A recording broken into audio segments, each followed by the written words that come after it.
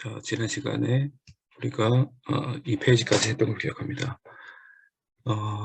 이 페이지에서 저희가 얘기하고 싶었던 것은 깁스 프리 에너지의 변화량이 additional work 에너지 중에 가장 큰 값을 나타낸다라는 것을 의미했었어요.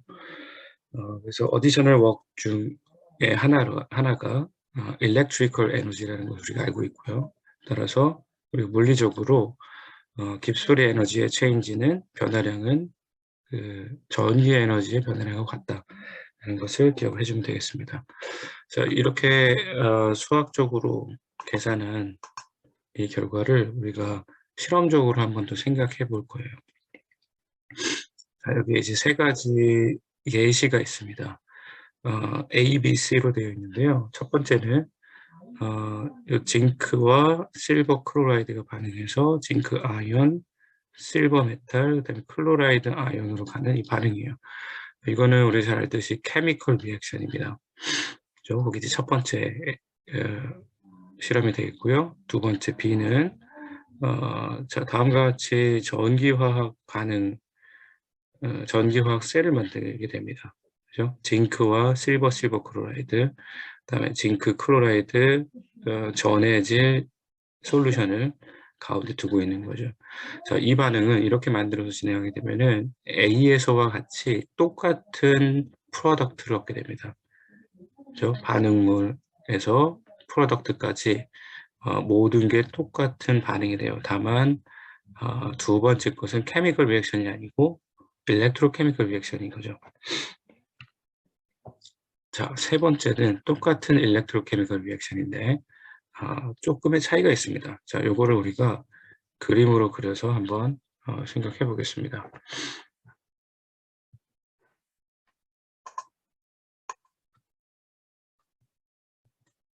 자,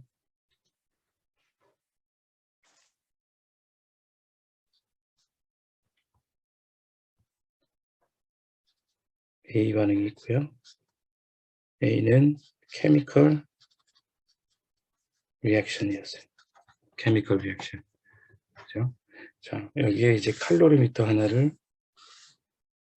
만듭니다. 요 내부에서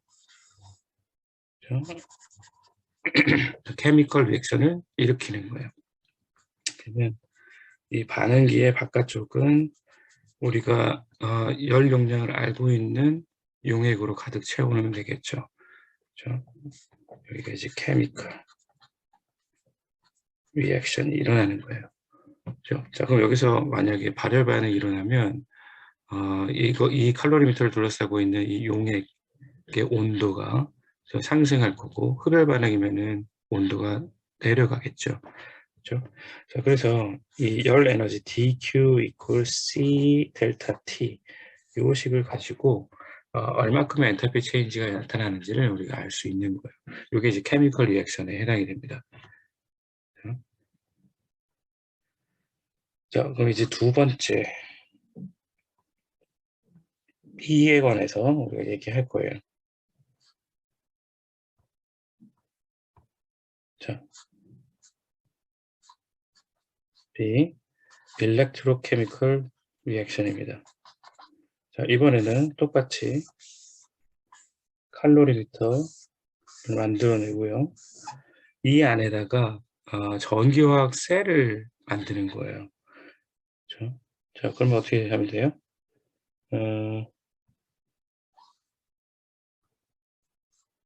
자, 다시 여기에 전해질을 담아 놓고요. 그다음에 여기에 두 개의 전극을 만듭니다. 예를 들면은 이 전극은 징크 일렉트로드일 거고, 이 전극은 실버 클로라이드가 되면 되겠죠. 여기 가운데 전해질은 징크 클로라이드 솔루션이면 될 거예요.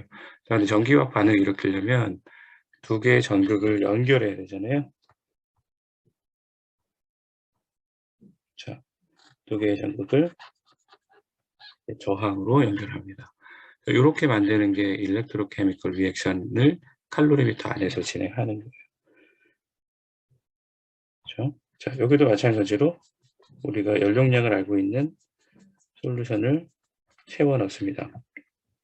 이 반응을 통해서 우리가 열량의 변화를 계산할 수 있는 거예요. 자, 근데 이제 A와 B 두 가지를 생각해 보면 우리가 이 실험을 통해서 얻을 수 있는 거는 오로지 한 개의 값밖에 없습니다. 자, 예를 들어서 여기 A, B에서 보면요. 자, 요거예요. 그죠? 우리가 얻을 수 있는 거는 징크가 반응을 해서 저렇게 프로덕트를 만들어내는 델타 H 값, 그죠? 엔탈피 체인지만을 우리가 알게 되는 거죠. 왜냐하면 반응 전후의 에너지의 변화만을 체크하게 되어 있으니까요. 칼로리미터 안에서 케미컬 리액션을 일으키게 되면 따라서 요 수치만 우리가 알게 됩니다. 그 값이 마이너스 233kJ이라고 생각해 보는 거예요. 자, 그러면 두 번째 B에서 마찬가지로 일렉트로케미컬 셀을 만들어서 아까처럼 칼로리미터 안에서 반응을 시켰어요. 그죠? 그 안에 우리가 저항을 하나 연결해 놨는데 두 개의 전극 사이에 R이라고 생각하면 되겠죠. Discharge it through resistance. 그래요. 자, 그래서 칼로리미터 안에서 전기 에너지를 만들어낼 수 있을 텐데 그렇게 되면은 저 저항의 값에 따라서 뭔가가 달라질 거거든요.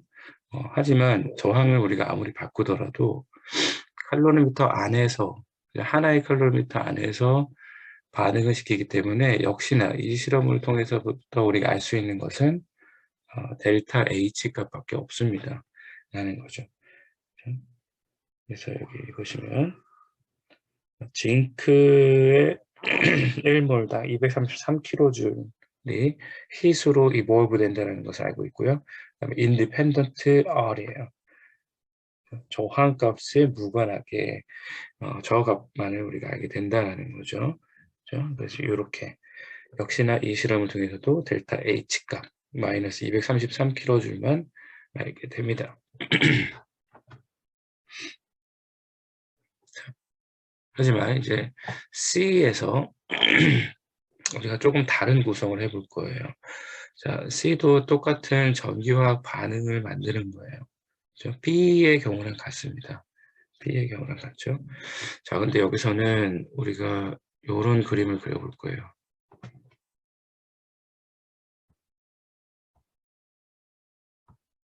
자,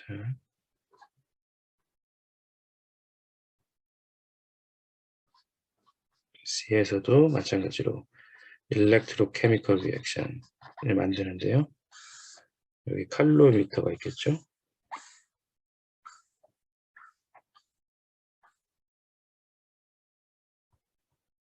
역시나 여기다가 우리가 전해질 수용액을 채워놓고요. 두 개의 전극을 꽂아 놓습니다.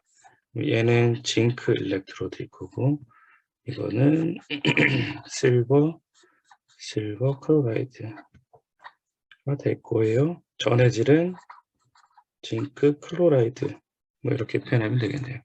자, 근데 이번에는 좀 다르게 칼로리미터를 하나 더 만들었습니다.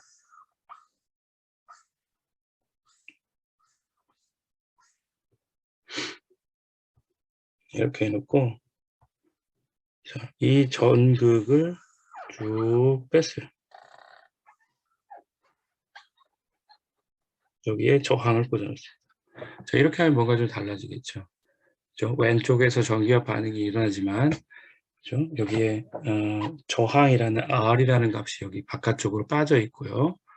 그렇죠? 자, 그러면 저항으로부터 생기는 열 에너지의 변화량하고 전기와 반응을 통해서 얻어지는 또 다른 케미컬 리액션으로서의 그 반응 에너지의 차이 두 가지를 우리가 나눠서 생각해 볼 수 있을 겁니다. 그렇죠? 자, 그래서 이 왼쪽에 칼로리미터로부터 얻을 수 있는 값을 우리가 QC라고 했어요. Q셀, 셀로부터 얻을 수 있는 거. 그다음에 있죠. 그래서 얻을 수 있는 게 레지스턴스, QR이라고 생각을 합니다.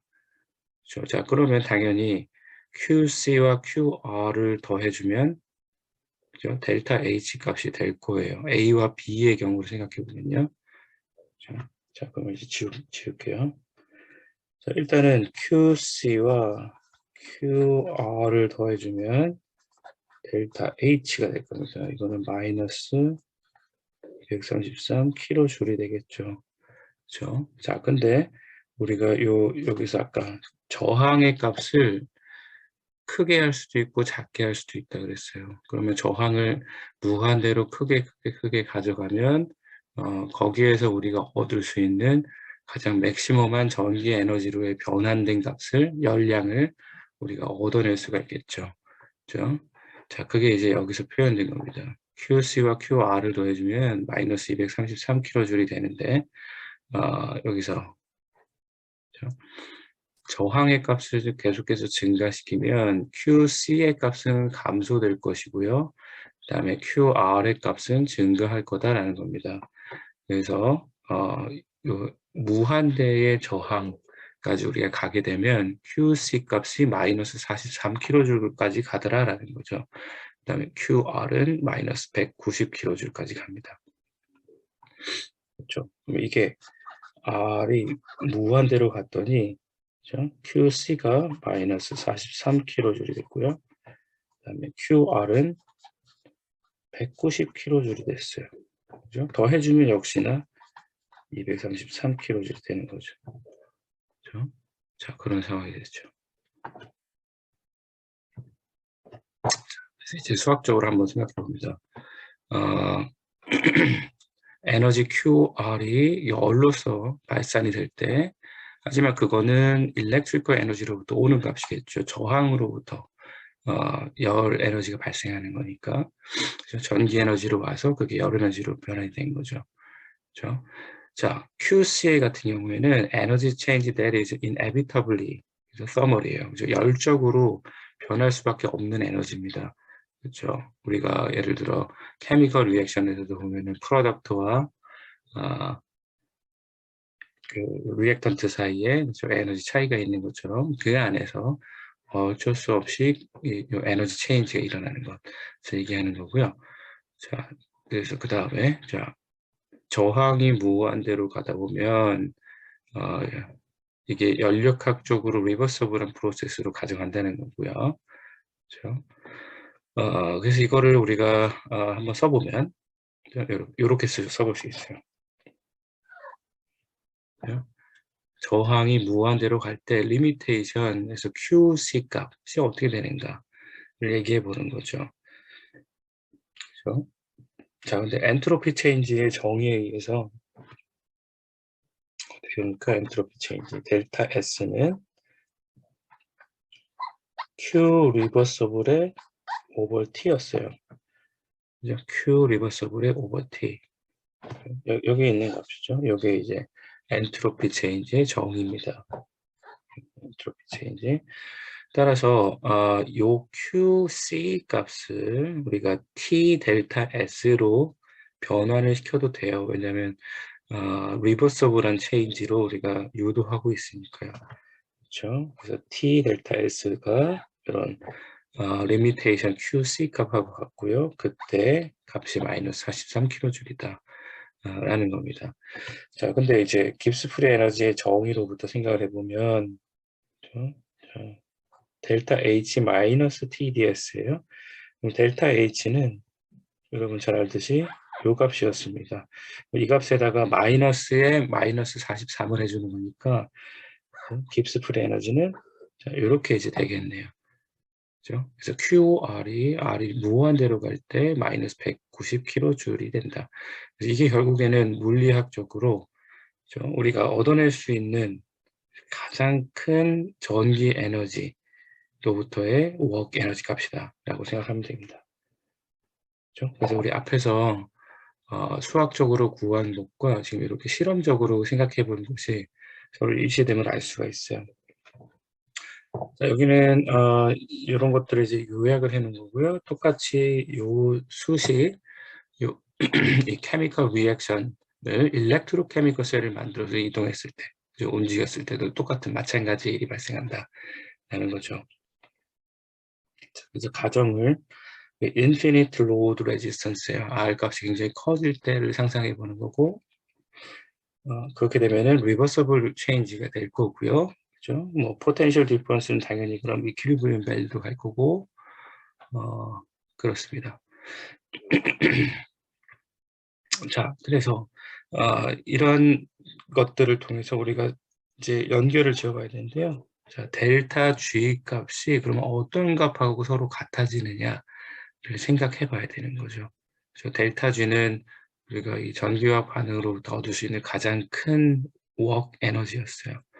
그죠? 그게 결국 일렉트리컬 에너지였죠. 일렉트리컬 에너지는 어떻게 구합니까? VIT였어요. VIT. 그죠? 기억나는 게. V는 셀 포텐셜이었고요. I는 커런트, T는 시간입니다. IT는 뭐였어요? IT는 토탈 차지 Q였어요. 그죠? 자, 그래서 자, 전기 에너지가 결국에는 요 델타 G랑 같다는 거고요. 그죠? 그래서 차지 패스트 곱하기 리버서블 포텐셜 디퍼런스 이렇게 이제 가져갑니다. 그게 결국 이거랑 같아요. 포텐셜에다가 요 차지 패스트를 곱해주는 거죠. 자, 근데 밑에서 보면은 좀 다르게 썼네요. NFE라는 수식을 적었어요. E라는 것은 포텐셜일 거고요. 그죠? 요 E는 요 포텐셜이 되는 거고, 그죠? 뭐 NF는 뭐냐라고 생각해 봐야 되겠죠.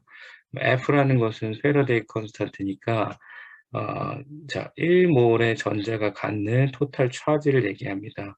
자, 그러면 예를 들어서 우리가 이렇게 생긴 전기화 반응을 상상하고 있다고 생각해 보세요. 그렇죠? 자, N몰만큼의 전자가 왔다 갔다 하는 이런 전기화 반응 중에서는 차지의 몰수가 N이 되는 거죠. 그렇죠? 그래서 1몰당 토탈 차지가 F가 되는 거니까 패러데이 컨스턴트니까 만약에 3몰에 해당되는 차지가 이동했다라고 하면은 3F라고 하면 되는 거예요. 그렇죠? 자, 그래서 저 델타 G는 G equal NFE라고 쓰면은 우리가 전기 에너지를 표현하는 것 같습니다. 그죠? 매우 중요한 식이에요. 자, 근데 work 에너지는 시스템으로부터 서라운딩스로 에너지를 전달해주는 방향성이기 때문에 마이너스를 적으시면 됩니다. 그래서 델타 G equal 마이너스 NFE라고 우리가 최종적인 식을 만들면 돼요. 자,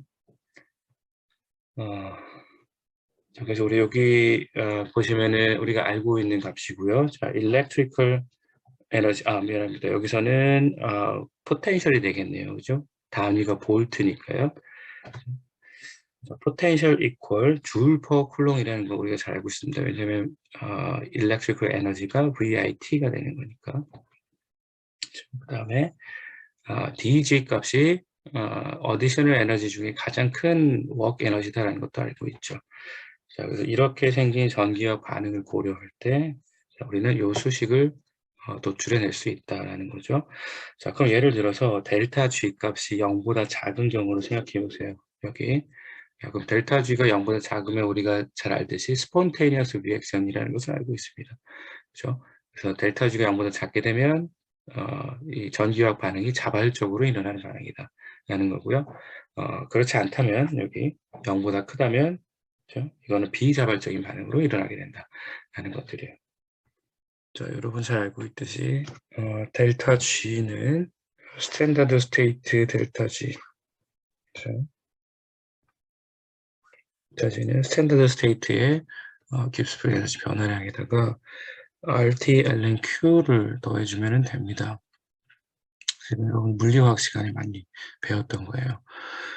자, 근데 우리가 전기화학 반응으로 이제 가게 되면은 여기서 우리가 한 가지 상상을 해보죠. O 플러스 N electron goes to reductant. 이런 전기화학 반응을 상상을 해보면, 그렇죠?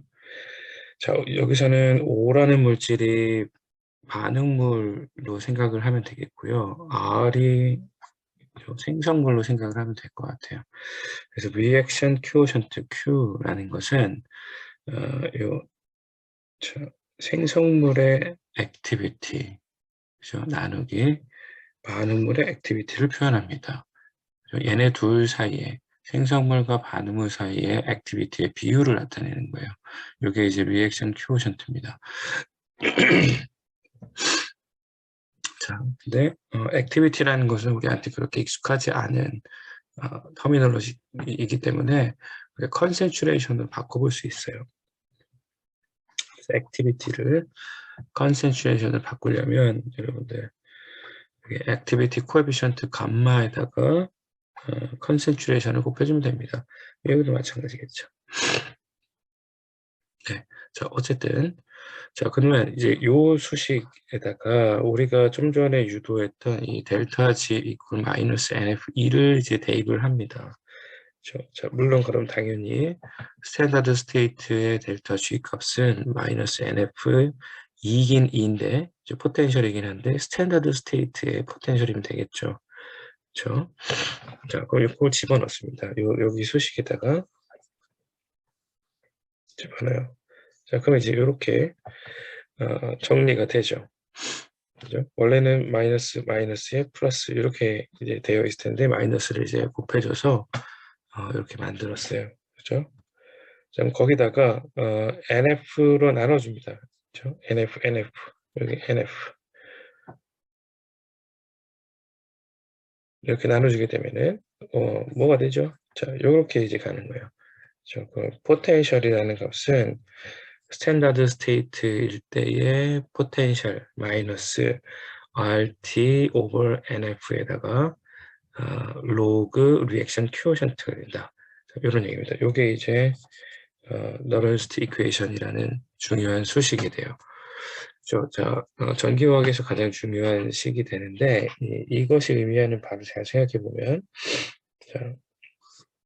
만약에 여러분이 이 포텐셜 값을 바꿔준다면 이 리액션 큐오션트 값을 제어할 수 있다는 얘기예요. 리액션 큐오션트는 요거죠. 컨센츄레이션. 생성물과 반응물의 컨센츄레이션. 거꾸로 생성물과 반응물의 컨센츄레이션을 여러분이 제어를 한다면 포텐셜을 컨트롤하는 것과 같은 의미가 된다는 거죠. 그렇죠? 자, 그래서 전기화학적인 어떤 의미와 화학적인 변화 이 두 가지를 연결시켜주는 매우 중요한 소식이 됩니다. 머릿속에 잘 기억하시면 돼요. 네, 다음은 뭐 포멀 포텐셜이라는 건데요. 이거는 그리 중요하지 않습니다, 여러분한테. 하지만 간단하게 얘기를 하면요.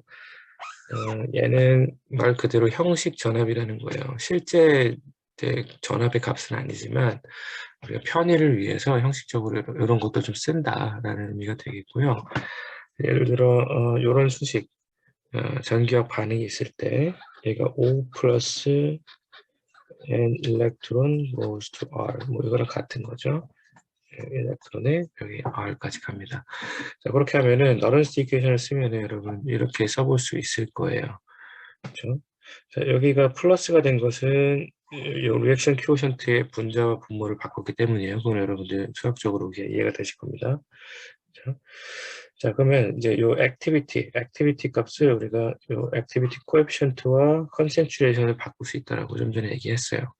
그렇죠? 자, 그러면 요 앞부분 해당하는 것 여기에 해당하는 애를 밖으로 빼갖고 이 제로랑 같이 엮어주는 거예요. 그렇죠? 그러면 이 제로에다가 NFRT의 로그의 액티비티 코에피션트만 합니다. 이렇게 만드는 것을 형식 전압이라고 표현합니다. 포멀 포텐셜. 이 제로의 프라임이라고 적었습니다. 자, 그렇게 되면 이 최초의 너런스 이퀘이션이 이제 이렇게 바뀌는 거죠. 여기 포멀 포텐셜에다가 NFRT의 로그의 컨센츄레이션만 오게 됩니다. 심플하게. 그렇죠? 자, 이렇게 하는 것이 포멀 포텐셜이다 라는 개념이에요.